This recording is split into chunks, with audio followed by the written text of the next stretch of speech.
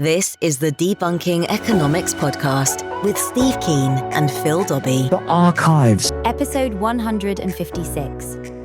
Could a land tax replace income tax? Welcome to the Debunking Economics Podcast with Professor Steve Keen. I'm Phil Dobbie, and today, could a land tax replace income tax?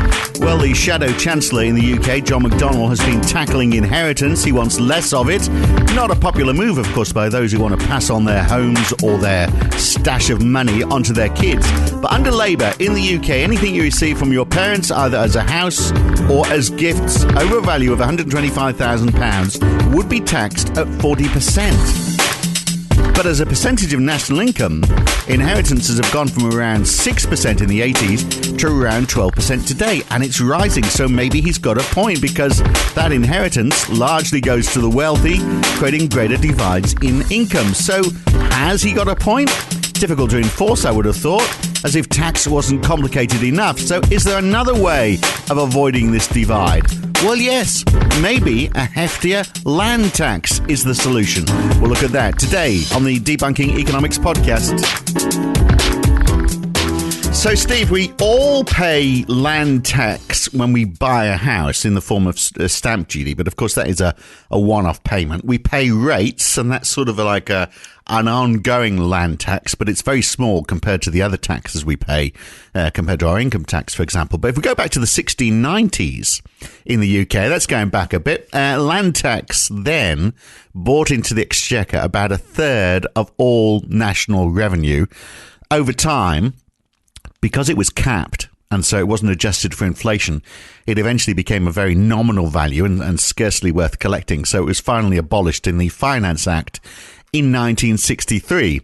But there's a few hundred years there where we basically were paying a land tax. So my question is it worth bringing back? I mean, is it actually better than income tax in that, first of all, it's difficult to dodge, it gets over the issue of inherited wealth, and it stops people buying land as a place to hide money from ill-gotten schemes overseas? What's not to like about it? Seems like it's an obvious form of tax to me. Yeah, it is an obvious form of tax in that sense. And I see limitations of what it can do. I don't see it as a panacea. And this is one of the things that a lot of people from a Henry George orientation really treats land taxes as the panacea. Or you replace everything with not so much like the old joke, just add land tax and bang, you've got everything you want. It's not that simple, and it doesn't address every problem, but it addresses major problems we're ignoring right now. And one of the obvious ones you've mentioned is people using real estate as a way of hiding assets. I did a tour with one of our patrons, Arthur Doohan, in the UK, runs a irregular tour of the Russian oligarchs' homes in London. It's fascinating. You've got to go. You and Arthur hit it off like a house on fire as well, by the way. He's an opportunist, that's for sure. I like the guy. Well already. Yeah. Well, if he doesn't comment, he's in trouble. Arthur, with a Russian friend of his, organises a tour taking you around all the properties, not all the properties, he couldn't do it, but the major properties that are used by Russian oligarchs to hide their wealth in London, most of them unoccupied, and we're talking places which sell for tens of millions of pounds, and they're just sitting there because it's a safer way to park your money than putting it in a Russian bank account or many other bank accounts for that matter. And we've got to stop that happening, obviously. Yeah. And what a land tax would do is any increase in the value of the land as measured by, rate calculations and so on, would be then a portion of that would be taxed. And the idea is that what you're capturing there is the locational advantage where you benefit from improvements that aren't your own doing. So, like the classic in London again is the Queen Elizabeth line. It's called, isn't it? Yeah. Lines. When that's eventually opened, absolutely. If you happen to have had a house for 20 years that just happens to be near a tube station and it's a new tube line, then absolutely, then you benefit from it, even though you've not paid for it. But I mean, there's also, it helps the fact that there's people are accumulating wealth in the southeast, in the north of England. No one's living there. Land isn't worth very much. If you were taxed on your land down south, it might force more people out of London and start to spread, geographically, and even out the imbalances across the economy of the UK. Yeah, and like another way of looking at that is this wonderful neglected work by a guy called Hotelling, which is talking about bringing location into economic theory and how it turns everything upside down, in the sense that normally, mainstream economic theory says, oh, well, just let the market rip and everything you'll get the ideal outcome. And what Hotelling, the classic Hotelling image was of a beach with a uniform spread of swimmers on the beach, and you have the very first ice cream vendor setting up business. Where's the best position? Right in the middle of the beach. So people have to walk no more than 50% of the length of the beach. If you have a competitor, where's the competitor going to locate? Well, the ideal situation for everybody on the beach is that the old competitor moves to 1/3 up the beach, and the new one relocates to 2/3 up the beach, and therefore you rather have to walk half the beach to get the ice cream vendor. You've only got to go 1/6 of the beach. So that's a dramatic improvement in utility for everybody. Only, of course, if that's where they start, then if people don't distinguish between the vendors, then the bloke who's the 2/3 position moves right next to the 1/3 position and takes over. Takes over 2/3 of the beach. So in reality, they're both going to be in the middle. But if you had land tax, tax that was more expensive in the middle, then they might both go, okay, it's cheaper for us to actually move to that 1/3 position. So that might solve the point. Look, I think I'm of the Henry George school. The more I look into this, the more I think, well, what's wrong with it? So look, there's a report out. The reason why I wanted to talk about this, there's been a report that's been compiled for the Labour Party called Land for the Many. And it's calling for a progressive property tax to replace council tax. And you sort of think, well, okay, but could it go further? I mean, why not make property tax the main tax to replace income tax? Because it would stop people buying big, unproductive estates. It would encourage people to use land for productive purposes like farming or for housing. It would stop property lying empty. We are taxing the one of the few limited resources. We've only got two limited resources, haven't we? We've got energy and we've got land. So why not tax them? Yeah, I mean, I'm sympathetic, but I'll also point out the things that a land tax doesn't address, which is still important, and what can be used against a land tax if you propose it, which is bunkum most of the time, but actually helps undermine the political acceptability of a land tax. So the classic on that front is the sort of orphans and widows argument that you will have, Russian oligarchs buying expensive property to hide their wealth and so on. But you will also have the occasional widow who is living in the house that he or she, widows is included, shared with their now deceased spouse. Yeah. And the family is tied there and they don't want to move. And if they happen to be in an area where the price levels are rising, they've got to pay a tax, which they won't have the income to cover. So they'll be forced out. And what you get is what is supposed to be which would be a shame, wouldn't it? But similarly, that, they may sit on a house that suddenly becomes worth £10 million, say, and you go, okay, well, they don't want to move out of this house because it's the family home. But when they die, that's £10 million that goes to two kids who suddenly have £5 million each. That's inheritance. That means that they've got a start in life that, kids up north who are inheriting nothing don't have. So that's adding to the inequality. I mean, so you could say, well, okay, if you're in a big house, then just get a reverse mortgage or something. Just, so you leave with nothing, but you still stay in the family home. Am I being a bit heartless? Yes, you are being a bit harsh because, for a start, reverse mortgages are one of those classic things that double compound. So when you take out a reverse mortgage, rather than just paying interest on the existing debt, you don't pay interest on the existing debt. So the interest gets added to the existing debt and then you compound that. And that's a nice way for the bank financial sector to take over the planet, which is not something I thought you were particularly in favour of, mate. No, all right. Well, okay. But but the principle, how it's applied is what you're arguing about. But the idea that the asset that you're sitting on that you don't need when you die, but you still want to use it while you're alive. There's got to be a way of making that happen. It's the sort of thing you've got to think of when you design the tax in the first place, because if you don't think about it carefully, then bang, that's what the property lobby will hit you with. It'll be a minority of cases, but it'll be a very influential minority, and bang, you won't get it politically through. So, I mean, if you look, the UK government has got a budget of around £800 billion a year. There's, I think, 28 million households. So that's about £30,000 in land tax per household if that was the only source of revenue. And of course, many are going to be a lot less than that. And there's also going to be other property which isn't households, like farms and businesses. But look, the smaller the house, obviously, the less you pay. And the reason I like it is just the sheer simplicity of it. So we have a tax. And the other thing that brought me to this is the fact that I've just been doing my tax. And I think, I'm paying 110 quid a month to my accountant. I'm having to pay one in Australia as well right now. And, when you're running your own business, sorting out your tax suddenly becomes quite a chunk of money. Just to try and meet, not even, I don't think any of my accountants are doing anything to help me. They're just sticking with the strict letter of the law. And that's costing me a chunk of money because tax is so bloody complicated. And it's getting more complicated all the time. And obviously, the more money you have, the more your ability to evade this. So I'm thinking land tax is simple and impossible to evade, whereas income tax is complicated and easy to evade if you've got the right accountants working for you.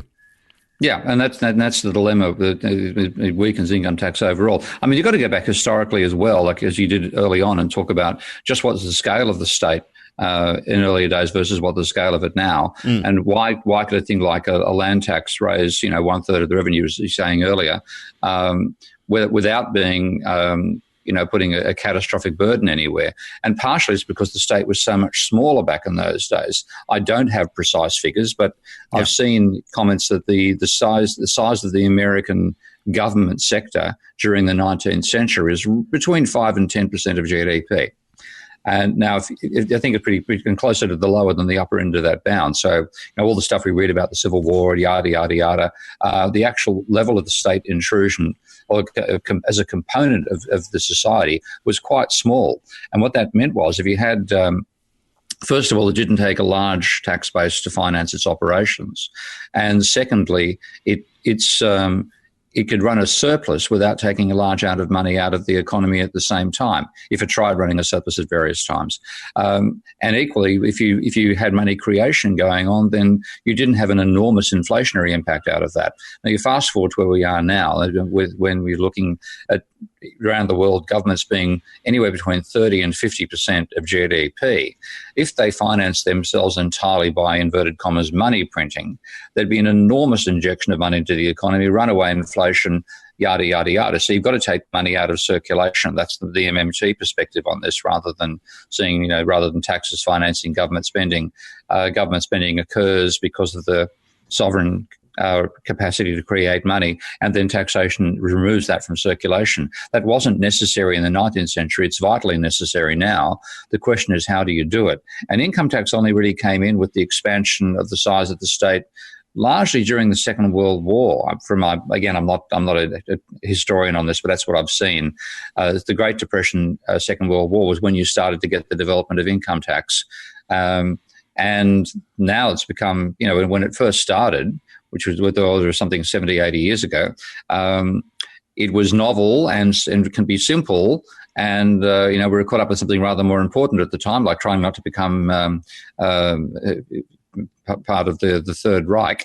And therefore, it was not the sort of thing people could evade easily. We've had 70 years of it now. Starting up back in the days of the Beatles, when the marginal tax rate in the UK was 99% of income.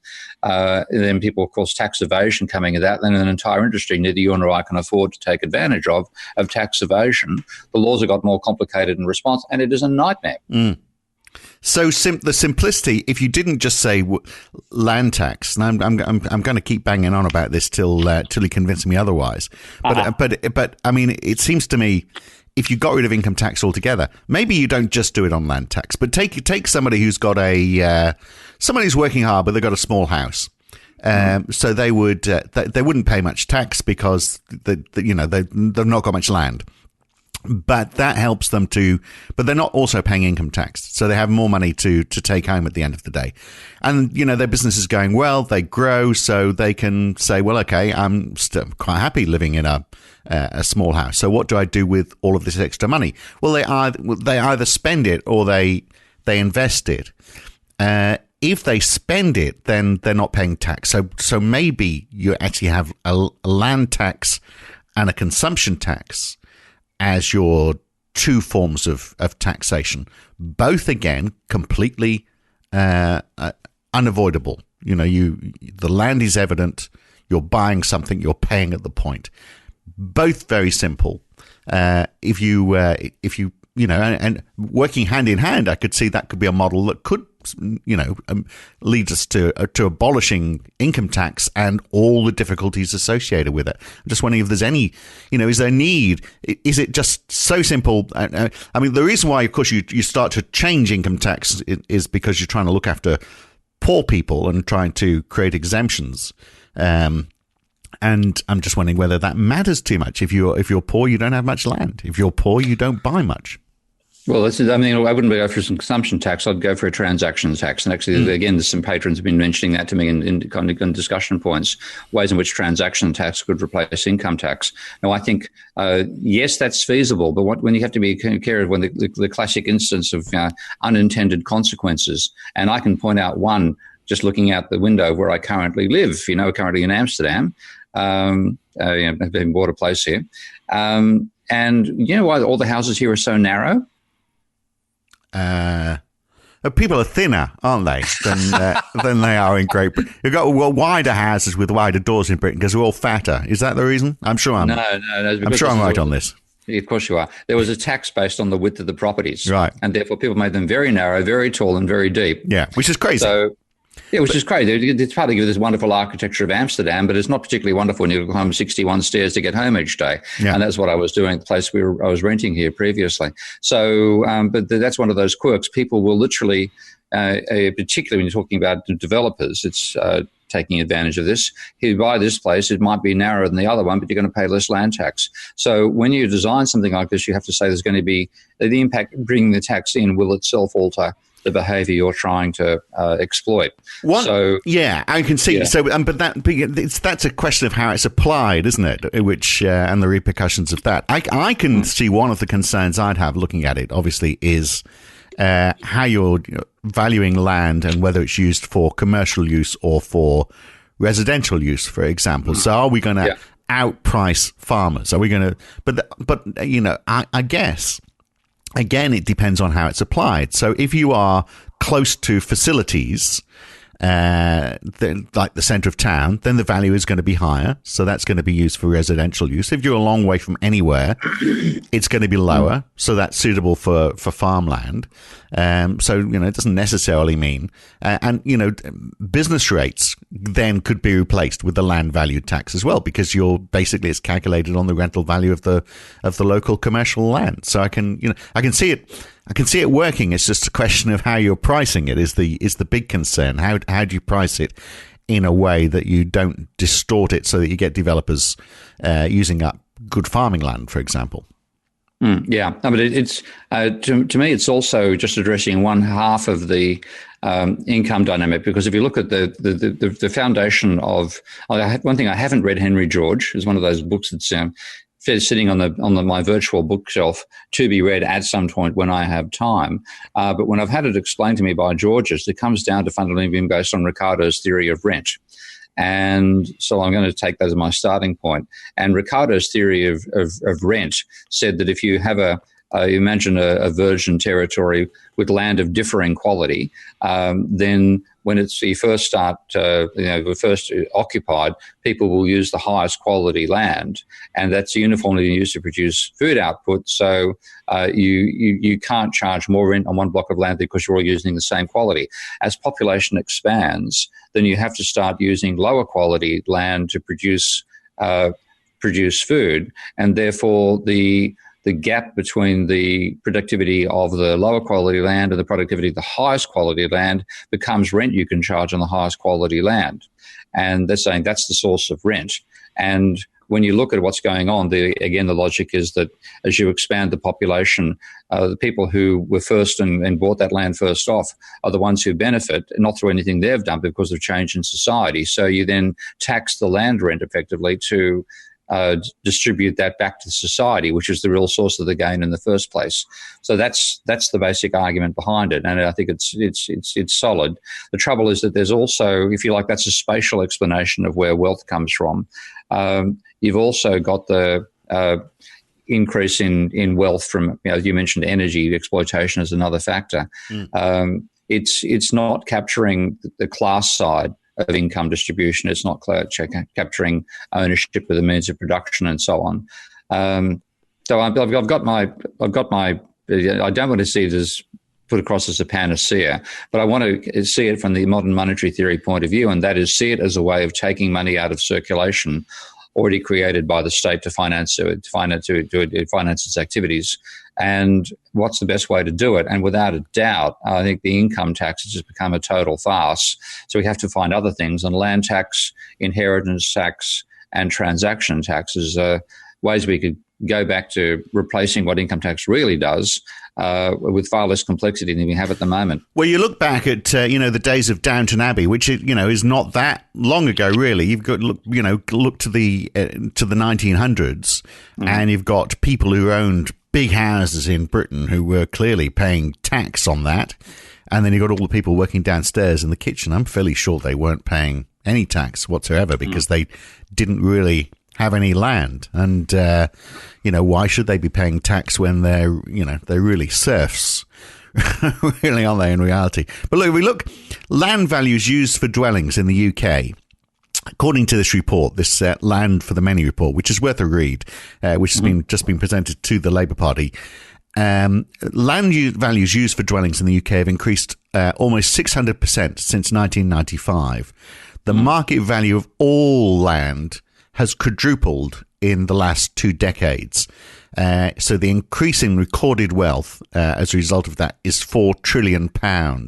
Now, that wouldn't happen. We wouldn't see those increases if we had a reasonably hefty tax on land, would we? No. And then the other side of it is that, of course, what's causing that isn't just the proximity effect. It's the mortgage effect. It's banks creating more money, which is then used to buy assets, which drives up asset prices and so on. Yeah. And the asset bubble itself could be unwound or could be prevented from getting too extreme by a land tax based on that. It's because it stops speculation. Because why buy land if you know you're going to get taxed on it when you could you could buy speculative investments on the stock market, and you're not going to get taxed on that apart from capital gains. That's where, again, transaction tax would be a wise idea. Because what we've got is a world, which is Keynes's classic comment about a casino. When the management of your economy is a byproduct of the operations of a casino, the job is likely to be badly done. And that's exactly what we're seeing at the moment. The incredible increase in inequality is really because people can evade income tax, putting the money into property and shares, not pay tax on that, and then it's not them that are whose money is being scraped to take money out of circulation. It's in terms of things like income tax. It's the middle class and the poor who are being scraped, and of course that cuts back on their consumption in the first place when they're the ones who are likely to consume versus the super rich, and they end up being screwed by income tax rather than the ones you wanted to target back in the days of high progressive taxation rates. Yeah, well, I mean, this is pretty much what this report is saying. You'll like this. It says that house prices are not just determined by demand and supply. It's also the purchasing power of landlords and speculators, and the distribution of that purchasing power. So, of course, a hefty land tax would stop that speculation in a flash. I mean, people would buy land to live on or to work from, and it would get rid of speculation. Not entirely. Still, and never underestimate the capacity of a speculator to find another way of being reborn. I was talking to some people I know in the finance sector who have been invited to briefings of the Bank of England. They said we're the only criminals that get advised by the police as to how they're about to change enforcing the law. And with this, they've got a nice person from the Bank of England explaining what the new procedures are going to be. And as they're talking, all our minds are spinning over working out how can we evade this one. So, they'll find a way around. But yes, you have to target it, not ignore it. That's what current laws do. Right. But I mean, It's harder though. I mean, I don't know if the land is there. I mean, the other element in all of this is transparency, isn't it? Because we don't know who owns what in this country. So it becomes, and how much people are paying. So how much the tax office goes after people they know about. Of course, it's the people they don't know about that they have difficulty with. Land is there. And you've got to record that you own it, so you get total visibility on all of this. At the same time, not so, because when you take a look at the ownership of some of those Russian properties, they're passed through various trusts. And in fact, I've just had explained to me recently that some major organizations are set up as trusts so that they can make bequests to their owners. And then completely evade any income tax whatsoever. I heard somebody talking about this with the IKEA family. I'm not sure whether this is the case, but I'll just say the logical idea that it's actually owned by a trust, and the trust membership of the trust, the board of the trust selects who become members of the trust as well, and they make bequests to people that include the owners, the original owners who no longer own the company, but it's all been completely disguised by a trust structure. Now, and that's one reason that this particular company is incorporated, I think, I think it's in Germany where this is feasible rather than in Sweden where the company originated. So you have all these little curlies that can exist. Who owns this building? I don't know. It's a trust. It's a charity. What are you doing trusting? But you got to tax the church as well. There's lots of curlies between this and idea and actually implementing it successfully in society. And what can I just want to see. But whatever the structure, whoever okay, maybe some form of multi-tiered ownership for a lump of land. But if somebody has to declare it and has to pay that tax, do we care? The pattern that sits beneath it, the trust that sits beneath it. Yeah, the title's got to be registered somewhere. There's got to be some bank account it's linked to. Yeah, which is simple. And I think all of this there has to be a simple way of dealing with tax. So, okay, maybe it's not just land tax. You're saying a transaction tax as well. If you had those two, would you need any other form of taxation? Does that look after the distortions? So land tax looks after the geographic distortion, doesn't it, of the economy? And I think it does it in quite a good way. If you supplemented that with a transactions tax, what would that be adding to the equation? Well, again, you don't get any. If people would move the point of speculation from the housing market to the stock market. That's one obvious thing. If you want to evade taxation and you have capital gains tax that isn't as high as income tax, then wham, you whack your money into the share market. And so you just basically move from one asset market to another. So you have to be ready to capture, no matter where you go, you're going to find a transactions tax. And in that sense, a land tax is a particular form of a transactions tax. Ownership plus transactions. So I'd want to have both there. And I wouldn't want to bring them in 100% replacement in the next budget, bang, we go from income tax to land tax. Even a change like that itself can be utterly disturbing. I'd rather start off at the low level and say this is going to be increased over the next X years to these levels, and then you would have a chance to modify them as you grew, because again, you don't know what evasion tactics are going to be used. You don't know what unintended, the widows and orphans consequence are going to apply. Right. I thought it answered the widows one. I don't, because you might answer it, but will you wait for the political campaign over it? Yeah, for sure. Well, all of this is very difficult. I mean, whatever you do politically is going to be difficult, because those people who are in a position of privilege are always going to argue against anything that gets taken away from them. So if you're looking at a fairer system, you're always going to have a political problem, because there's people who don't want systems to be fair. Yeah. And that's indeed the case. I mean, we're talking ideals in a way, but at some point, I think there's got to be a shift, and relating it to the land. I'm just looking at how you get over, because if you look at the problem of geography in this country and in Europe, around the world, you have areas where capital accumulates, geographically accumulates, like in the southeast of England. And that is just such an inefficient system, because you end up creating congestion, pollution, also a lot of wasted time. Whereas in the other parts of the country, you've got people who don't have work. You have to support with welfare.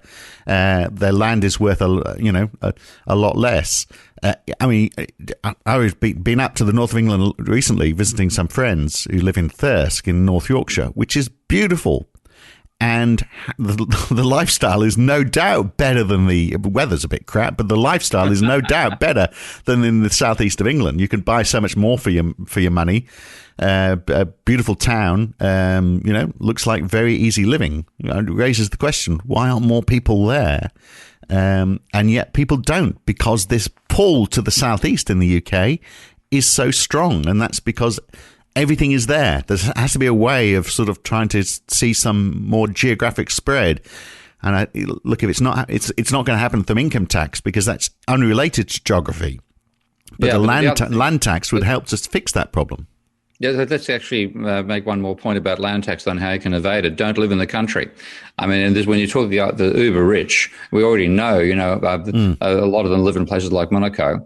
If you actually succeed in this, then bang, the Russian oligarchs can sell their properties. Not a bad thing, I might add.